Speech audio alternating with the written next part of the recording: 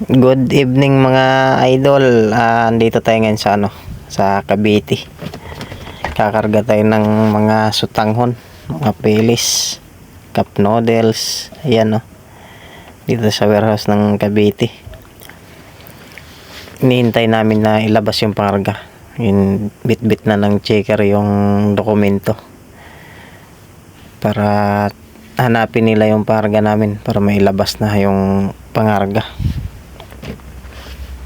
Yun, naghihila na ng jacklip para uhugutin na dun yung pangarga namin. Pasensya na kayo, medyo madilim yung video natin. Gabi kasi alas 12 ng gabi to. Alas 12 na. Ayun, yung checker sa yung picker.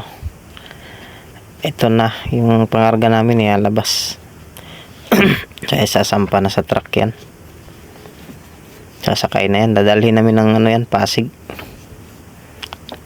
Doon ang biyahe nun. 2,000 yung parga namin mahigit, napakarami. Kaya medyo madilim, malabo yung video kasi gabi kasi alas 12 na. Napakarami kasing nakapila kanina. Kaya inabot kami ng gabi, alas 4 po kami ng hapon dito.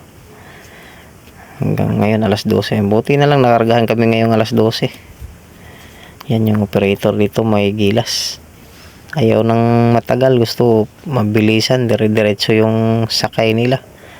Ayaw lang nang matagal kasi isang truck lang kasi nakakadaking.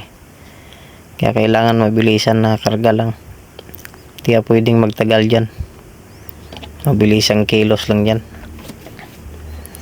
Para makaalis agad. Tapos sasalang na naman ng panibagong truck. Ayun, hinihilira na. Kunti na lang din, matatapos na yung pangarga namin. Yung kabila, yari na yung kabila. Yung kabila na lang.